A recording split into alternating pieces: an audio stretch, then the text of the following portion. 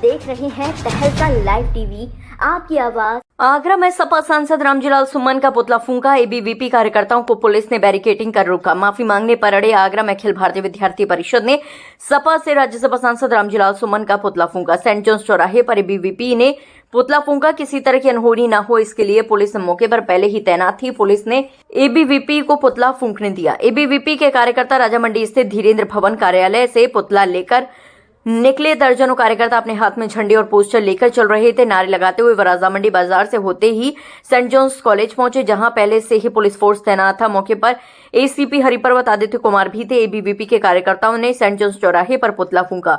मांग रखी कि रामजीलाल सुमन माफी मांगे। जब तक रामजीलाल सुमन माफी नहीं मांगेंगे आंदोलन बड़ा रूप लेता रहेगा। जैसा कि हमने कुछ दिनों पूर्व देखा कि देश की सबसे बड़ी पंचायत कही जाने वाली हमारी संसद, जहां पर कि हमारे देश के नए कानून बनते हैं, नए कानूनों में संशोधन होता है और सभी भारतीयों के हितों के लिए फैसले लिए जाते हैं। उस संसद में एक हमारे आगरा के ही राज्यसभा सांसद जिनका नाम कि रामजीलाल सुमन है, उन्होंने हमारे वीर महापुरुष महाराणा सांगा बदनाम करने का कार्य किया है। हमने देखा कि उन्होंने बदनाम करने का कार्य करते हुए उन्होंने कहा कि महाराणा सांगा गद्दार थे और उन्होंने बाबर को भारत में आने का न्योता दिया, वो भी इब्राहिम लोधी से लड़ने के लिए।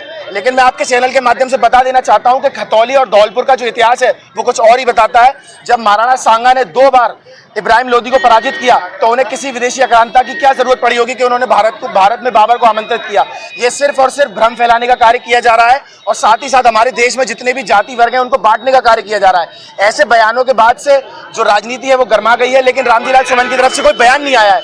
ये बहुत ही निंदनीय विषय है कि ऐसा महापुरुष जिसने हमारे देश के लिए अपने सर्वस्व को न्यौछावर कर दिया, परंतु उसके प्रति किसी के मन में कोई संवेदना नहीं है, किसी के प्रति कोई प्यार नहीं है। हम देखते हैं कि उन्होंने बयान जारी करने के बाद भी ये कहा कि मैं अपने इस बयान के लिए कोई माफी नहीं मांगने वाला हूं। तो हम ये ऐलान कर देना चाहते हैं, ये पुतला दहन सिर्फ एक आह्वान है। पूरे देश विरोधी जितने भी ताकतें हैं पूरे भारत में, उन सभी का पुतला इसी प्रकार से दहन होगा अगर उन्होंने हमारे वीर महापुरुषों के बारे में या हमारे किसी भी भारतीय भाई के बारे में कुछ गलत बात कही। 80 घाव लगे थे तल पर, फिर भी हार ना मानी थी। एक आंख गई, एक पैर गया, एक हाथ गया, फिर भी देश के लिए लड़ने की तत्पर थे। ऐसे हमारे महापुरुष राणा सांगा जी को हम जानते हैं कि देश के संसद के अंदर रामजीलाल सुमन को गद्दार कहा। क्या वो गद्दार? मैं पूछना चाहता हूँ कि पूरे देशवासियों से जिन्होंने हमारे लिए अपने प्राण न्यौछावर कर दिया, क्या वो गद्दार थे?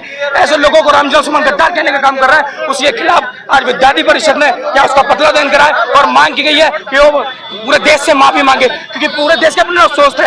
इस देश के महान पुरुष राणा सांगा जी, उनसे उन्हें गद्दार कहा, इसलिए विद्यार्थी परिषद ने आंदोलन करा है। और खाली आंदोलन एक छोटी सी झांकी है। अगर वो माफी नहीं मांगते हैं, पूरे देश के अंदर विद्यार्थी परिषद बड़ा आंदोलन करेगी और आगरा के अंदर इतना बड़ा आंदोलन जल्दी होगा अगर उन्हें माफी। आप देख रहे हैं तहलका लाइव टीवी, आपकी आवाज।